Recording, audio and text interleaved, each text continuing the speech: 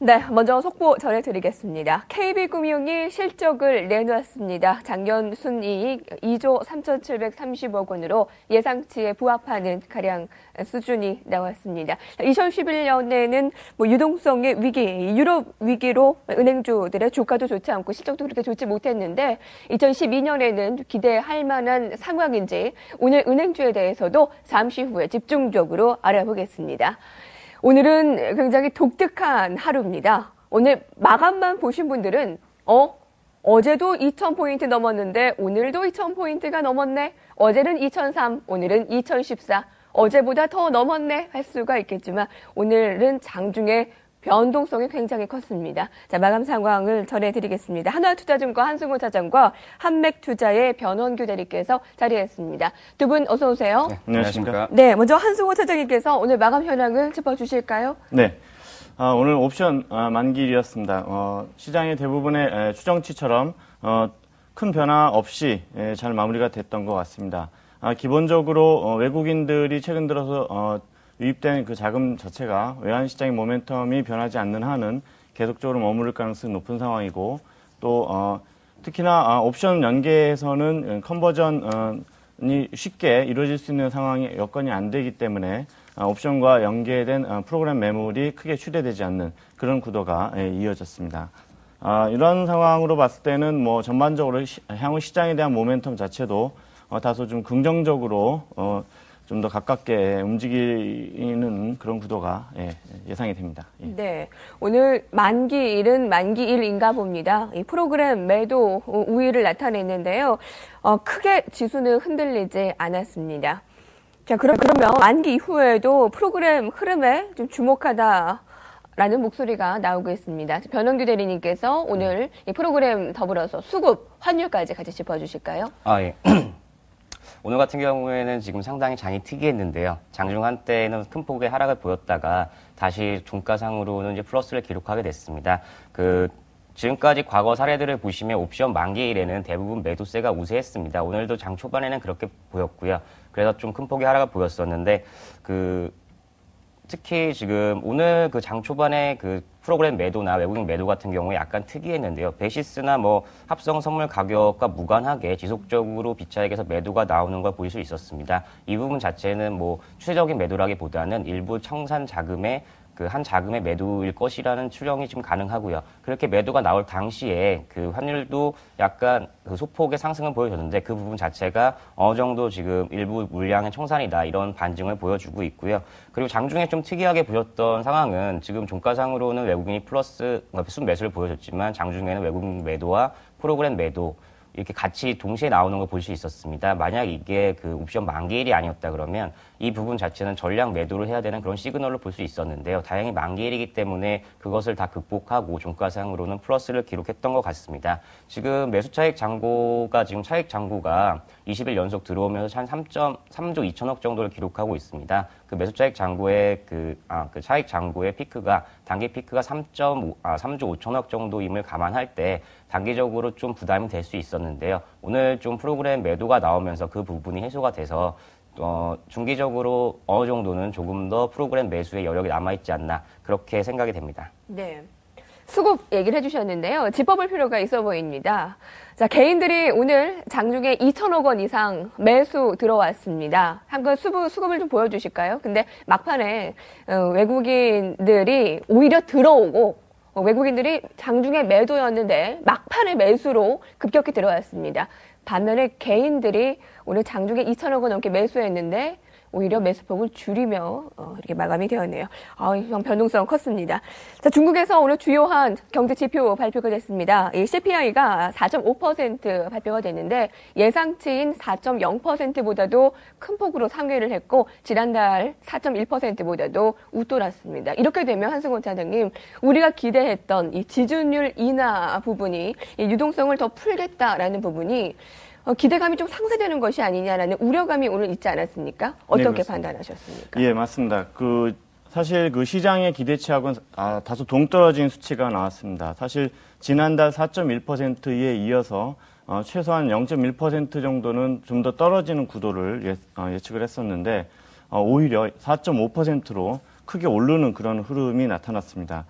이렇게 놓고 보면 방금 말씀하셨던 대로 아무래도 이제 지준율 인하가 좀 더 적극적으로 이루어지기 어렵지 않느냐 이런 이제 또 다소 우려가 시장에 부각되는 그런 양상이고요. 사실 또 전월 대비 물가 상승률도 사실 1.5% 정도로 나왔는데 이게 사실 평균치보다는 또 높게 나온 상황이기 때문에 이러한 우려를 좀 뒷받침하는 그런 구도인 것은 사실입니다. 하지만 잘 아시다시피 1월 달에 춘절이 있었고 또한 춘절에는 의뢰의 식료품에 대한 수요가 커지기 때문에 식료품 가격이 상당히 크게 영향을 미친 것으로 이렇게 나오고 있습니다. 각 항목별, 세부 항목별 상황을 보면은 대부분의 항목이 다 시장의 기대치에 부합하는 그러한 수치가 나왔지만 오직 식료품 가격만이 상승률이 10%가 넘는 10.5%로 확대가 되면서 물가 지표에 큰 영향을 주었습니다. 사실 이러한 흐름은 계속 지속되기 좀 어렵다고 일단 저희는 판단하고 있는데요. 왜냐하면 일단 채소 가격이 일단 상승을 주도하고 있는데 채소는 잘 아시다시피 재배 기간이 상당히 짧고 또 최근 들어서 중국 당국에서 증치세를 폐지했습니다. 증치세는 우리나라로 말하자면 이제 부가가치세하고 약간 비슷한 개념인데 이러한 측면에서 가격 안정성이 향후에 이제 좀 더 시간이 경과되면 유지될 가능성이 높은 상황이라고 볼 수 있겠습니다. 따라서 1월 물가 수준이 이제 다소 높아지면서 물가에 대한 우려가 뭐 다소 좀 지속될 수 있겠지만 최근 들어서 부동산 가격이 안정되고 있고 또 유동성 같은 흐름은 역시 뭐 크게 커지지 않은 상황 그리고 또 기저효과 등등을 감안했을 때는 대략 3월 정도 이후에는 물가에 대한 상승 모멘텀이 좀 완화되지 않겠느냐. 그렇게 되면 그 시기에 이어지는 이제 뭐 전인대라든지 이런 여러 가지 이제 중국 내부의 정치적인 변수에 따라서 시장이 기대하는 만큼의 정책적인 스탠스가 나올 수도 있겠다라는 판단을 해보고 있습니다. 네, 아직 중국의 계속 지준율 인하라던가 유동성을 푸는 정책에 우리가 좀 기대를 여전히 할 수 있다라는 판단이군요. 예. 자, 오늘 워스트 업종 보겠습니다. 증권주가 때 아닌 하락입니다. 오늘 지수가 이렇게 올랐는데도 오늘 약세를 보였는데 뭐 이유가 있었던 것 같아요. 변형준 대리님 판단을 해주실까요? 네, 지금 보시면은 가장 큰 문제는 저희가 그 자본시장 통합법 자본시장 개정안이 18대 국회에서 사실상 통과가 불투명하게 됐다는 게 가장 큰 원인이고요. 하지만 이거 같은 경우에 뭐 민주통합당이나 새누리당 모두 기존 그 법안 자체에 대한 반대 의견을 내고 있었기 때문에 어느 정도 예견된 상황이었습니다. 하지만 이 부분이 이제 실질적으로 나오니까 그 실망감이 크게 작용한 걸로 보이는데요. 사실 문제는 이번 18대 국회에서 통과 못하는 부분보다도 내년 4월에 있는 그 총선과 그 이후에 대선까지 있기 때문에 사실상 19대에서 이게 언제 통과될지 자체가 지금 모호한 상황이 돼버려서 그 부분 자체가 증권주의 하락을 이끌었던 것 같고요. 이런 하락의 원인이 또 된다 그러면 그 증권사들이 이번 그 개정안에 대비해서 대규모 증자를 많이 했습니다. 그런 대규모 증자를 했는데 사업을 진행할 수가 없으니까 그 부분 자체가 안 좋게 평가가 되는 거고요. 대규모 증자로 인해서 지금 자본 효율성이 많이 떨어진 상황인데요. 특히 ROE가 이제 하락할 수밖에 없는 그런 상황이 됐기 때문에 증권주에 대한 그 매도가 좀 많이 나왔던 것 같고요. 하지만 그 실적 전망 자체는 뭐 변하지는 않습니다. 그 추가적인 사업을 못할 뿐이지 실적 전망 자체는 변하지 않기 때문에 뭐 크게 위험성은 없어 보이는데요. 문제는 단기적으로 증권주가 연초 대비해서 30% 이상 올라갔기 때문에 지금 기간존이 조금 필요한 상황이고요. 이렇게 그 대규모 증자에 대한 그 리스크가 좀 적은 타픽으로 보자 그러면 한국금융지주나 삼성증권 정도가 이번 그 위험을 리스크를 좀 피해갈 수 있는 종목이 될 수 있을 것 같습니다. 네, 자본시장법 개정안 통과가 사실상 무산됐다라는 소식이 있었습니다만 증권주한테는 오늘은 이제 차익 실현 매물의 기회가 됐을 수도 있었군요. 올해 들어서 시장 수익률을 상회하는 업종이 증권주였습니다. 은행 또한 작년보다는 올해 지금 1, 2월이 좀 더 나은 지금 상황인데 어떤가요? 예, 은행 같은 경우에 작년에 최대 실적에도 불구하고 상당히 시장에서 소외되는 모습을 보여주었습니다. 뭐 2012년 같은 경우에도 이제 실적 둔화가 좀 예상이 되는데요. 그 은행주의 강점은 뭐냐면 그 저평가입니다. 지금 뭐 상대적으로 그 4분기 실적도 많이 안 좋게 나올 걸로 예상이 되는데요. 그 이유는 이제 계절적 요인이 있습니다. 뭐 상여금이나 기타 뭐 명예퇴직 등 그 계절적 비용 때문에 그 판관비 증가가 그 실적 부진의 요인이 될 수 있고요. 그리고 또 금융 당국에서 추가 충당금을 요구했기 때문에 이 부분 자체가 4분기에 많이 반영이 돼서 지금 4분기에는 은행들 실적이 별로 안 좋게 나올 것으로 예상이 됩니다. 하지만 이제 2012년부터는 이제 완만한 그 회복세가 예상이 되고요. 은행주 같은 경우는 기본적으로 뭐 마진 개선이나 특별한 사업이 없기 때문에 성장성 자체를 보고 투자하시는 건 아닙니다. 하지만 지금 이미 주가가 많이 빠져 있어서 해외 불확실성 속에서도 그 가격 메리트가 있습니다. 특히 지금 같은 유동성 장에서는 그 기업의 실적보다도 그 많이 저평가되어 있는 그런 기업들 위주로 그 매수가 들어오기 때문에 은행주는 올해 그 저평가 메리트를 가지고 한번 상승을 노려볼 만한 그런 업종이 될 수 있을 것 같습니다. 네. 관심 둘 만할 금융업종 종목이 있나요? 네. 금융업종 중에서는 지금 우리금융 같은 경우가 금융위기 당시에 가장 많이 빠진 종목입니다. 이렇게 소외받았던 이유는 그 은행들 중에서 부실채권을 가장 많이 가지고 있어서 이 부분이 투자자들의 신뢰를 이렇게 만들었는데요. 결국에 지금 이 부실채권 부분 자체가 매각과 상각을 통해서 상당 부분 좀 해소가 된 상황입니다. 그렇게 된다면 유로존의 불확실성이 좀 해소가 되고 그리고 경기가 좀 좋아진다 그러면 가장 다른 업종 내 다른 종목보다 더 많이 상승할 수 있다고 생각이 됩니다. 네, 우리 금융을 알아봤습니다. 자, 이 밖에도 오늘 실적 발표 기업이 많습니다. 앞서서 KB금융을 전해드렸습니다만, NHN, SK컴즈, 하이마트, 아시아나항공 등등이 있는데요. 먼저 SK컴즈부터 전해드릴까요?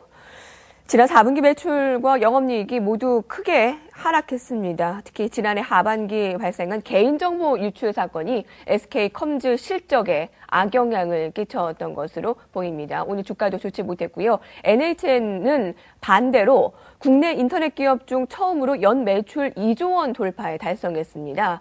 검색과 디스플레이 광고를 앞세운 좀 결과라고 판단이 되는데, 자, 올해 매출도 또 성장 기대해 볼 만하다라고 하고요. 자, 올해 실적 발표가 속속히 나오고 있는 기업들 가운데서 기대를 해볼 만한 종목 있습니까? 네, 오늘도 그렇고 최근 들어서 이제 실적 발표가 많이 이루어지고 있습니다. 근데 전반적으로 지금까지 발표된 기업들의 실적을 평균적으로 이렇게 검토해 보면 대략 한 70% 가까운 종목들이 시장 기대치에 미달하는 그런 상황이고요. 개별적으로는 상당히 큰 폭의 하락세를 나타내는 종목들이 있어서 주가에 좀 아주 악영향을 미치는 그런 상황입니다. 오늘 발표된 NHN이나 SK컴즈 같은 경우도 NHN이 특히 외형상 발표된 이러한 실적과는 다르게 현장, 즉 이제 발표된 현장에서의 목소리는 다소 향후 실적에 대해서 좀 우려를 하는 그런 그 분위기가 있었습니다. 잘 아시다시피 NHN의 그 수익성의 대부분은 광고에서 나옵니다. 그 광고에서 나오고 기타 이제 게임에서 일부 조금 나오고 이런 식의 디스플레이 광고 쪽의 흐름은 잘 아시다시피 이제 경기하고 굉장히 크게 연동이 되기 때문에 향후에 이런 경기의 모멘텀이 좀 약간 우리가 생각하는 것보다 좋지 않을 경우에는 좀 안 좋을 수도 있겠고, SK컴즈 같은 경우는 잘 아시다시피 방금 말씀하셨던 그런 외적인 요소 외에도 페이스북이 상당히 이런 이제 SNS 서비스에서 큰 시장 점유율을 장악해 나가고 있는 이런 양상 때문에 사실은 좀 전망이 역시 이렇게 썩 좋은 편은 아닙니다. 이런 식으로 보면 사실 전반적으로 실적이 섹터 측면에서 이렇게 부각되는 쪽은 없는데, 사실 기관들이나 외국인의 흐름도 어떤 한 섹터에 집중적으로 매수세를 진행하는 것이 아니고, 전반적으로 봤을 때 좀 저평가됐다든지 이런 측면에서의 접근이 많이 있기 때문에, 저희가 봤을 때는 일단 건설주 중에서 최근 들어서 이제 수주 모멘텀이 조금씩 부각되고 있는 대형 건설사라든지, 네, 또는 이제 일부 화학이나 에너지, 또 IT, 일부 IT 섹터 이런 쪽으로 좀 접근하는 방식으로 나가시는 게 좋지 않겠나 이렇게 생각이 듭니다. 네, 변환규 대리님께서는요? 예, 저도 기술적으로 보자 그러면 일단 실적 오늘도 많이 안 좋게 나온 기업도 있고 좋게 나온 기업도 있는데요.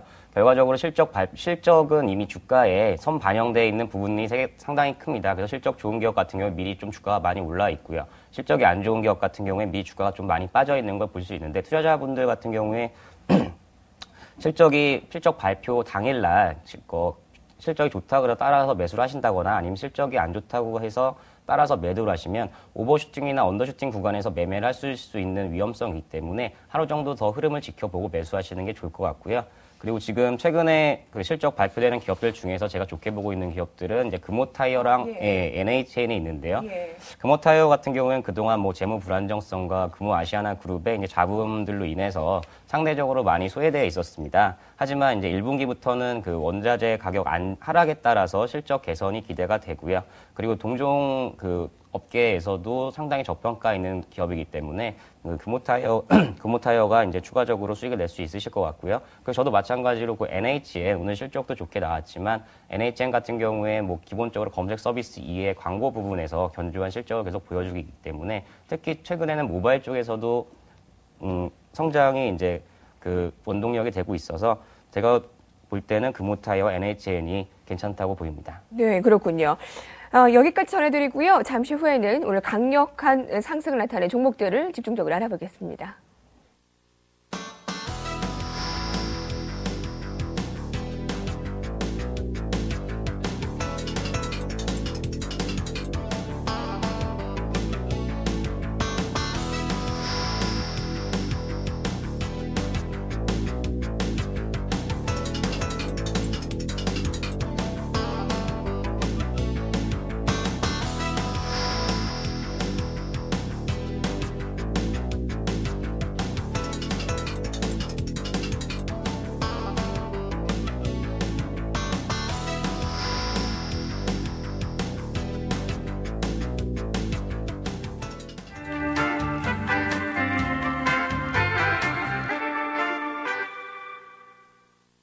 네, 베스트 종목 보겠습니다. 오늘 외국인들이 장 막판에 강력하게 매수를 했는데 어떤 종목을 중심으로 매수에 들어왔을까요? 역시 매수한 종목들은 주가도 강했습니다. 오늘 OCI가 가장 큰 매수 들어왔습니다. 주가 흐름도 굉장히 양호했고요.